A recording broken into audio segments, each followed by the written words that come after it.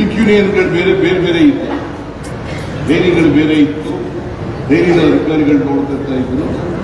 ಆಮೇಲೆ ಮಿಲ್ಕ್ ಯೂನಿಯನ್ಗಳು ರೈತರಿಂದ ಉತ್ಪಾದಕರಿಂದ ಚುನಾಯಿತರಾದಂತಹ ಪ್ರತಿನಿಧಿಗಳು ಇರ್ತಿದ್ರು. ಅದಕ್ಕೆ ನಾನು ಏನ್ ಮಾಡಿದೆ, ಎಲ್ಲ ಡೈರಿಗಳನ್ನು ಕೂಡ ಮಿಲ್ಕ್ ಯೂನಿಯನ್ಗೆ ಟ್ರಾನ್ಸ್ಫರ್ ಮಾಡಿಸ್ಬಿಟ್ಟೆ. ಯಾಕಂತಂದ್ರೆ ರೈತರು ಇದರ ಮಾಲೀಕರಾಗಬೇಕು, ಮಿಲ್ಕ್ ಯೂನಿಯನ್ಗಳ ಅಧ್ಯಕ್ಷರು ಆ ವಹಿವಾಟನ್ನೆಲ್ಲ ನೋಡ್ಕೊಳ್ತಕ್ಕಂಥ ಕೆಲಸವನ್ನ ಮಾಡಬೇಕು ಅಂತಕ್ಕಂಥ ಕೆಲಸವನ್ನ ಮಾಡಿದ್ದು ಮೊದಲನೇ ಬಾರಿಗೆ ನಾನು ಪಶುಸಂಗೋಪನಾ ಮಂತ್ರಿಯಾಗಿ ಮಾಡಿದೆ ಅಂತಕ್ಕಂಥದ್ದನ್ನು ಮರೀಲಿಕ್ಕೆ ಸಾಧ್ಯ ಇಲ್ಲ. ಒಂದು ಹಾಲು ಕೊಟ್ಟದ್ದು ಮಕ್ಕಳಿಗೆ, ಎರಡನೇದು 5 ರೂಪಾಯಿ ಕೊಟ್ಟದ್ದು, ಮೂರನೇದು ಡೈರಿಗಳನ್ನ ಮಿಲ್ಕ್ ಯೂನಿಯನ್ಗಳಿಗೆ.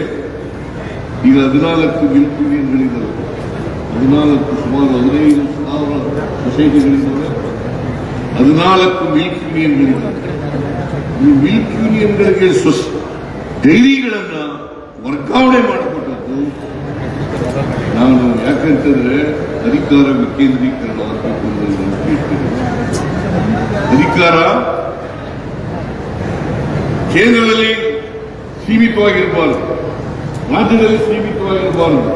ಅದು ಕೆಳಹಂತದ ಆಗ ಬಂದಾಗ ಮಾತ್ರ, ಅಧಿಕಾರ ವಿಕೇಂದ್ರೀಕರಣ ಆದಾಗ ಮಾತ್ರ ನಾವು ಬೆಳವಣಿಗೆಯನ್ನು ಕಾಣಲಿಕ್ಕೆ ಸಾಧ್ಯ ಆಗ್ತದೆ, ಆರ್ಥಿಕವಾಗಿ ಸಾಮಾಜಿಕವಾಗಿ. ಯಾಕಂತಂದ್ರೆ ಭಾರತ ದೇಶ ಹಳ್ಳಿಗಳ ದೇಶ. ಹಳ್ಳಿಗಳ ದೇಶದಲ್ಲಿ ಆರ್ಥಿಕವಾಗಿ ಹಳ್ಳಿಗಳ ಅಭಿವೃದ್ಧಿ ಆಗದೆ ಹೋದ್ರೆ, ಅಧಿಕಾರ ಸಿಕ್ಕದೆ ಹೋದ್ರೆ, ಅದಕ್ಕೆ ಮಹಾತ್ಮ ಗಾಂಧೀಜಿಯವರು ಏನ್ ಹೇಳ್ತಿದ್ರು ಗೊತ್ತಾ?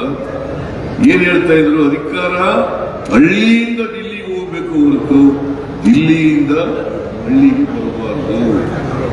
ಅಧಿಕಾರ ಹಳ್ಳಿಯಿಂದ ದಿಲ್ಲಿಗೆ ಹೋಗ್ಬೇಕು ಹೊರತು ದಿಲ್ಲಿಯಿಂದ ಹಳ್ಳಿಗೆ ಬರಬಾರದು. ಅದಕ್ಕೆ ರಾಮ ಸುರಾಜ್ಯ ಅಂತಕ್ಕಂಥ ಮಾತನ್ನ ಮಹಾತ್ಮ ಗಾಂಧೀಜಿಯವರು ಹೇಳಿದ್ರು.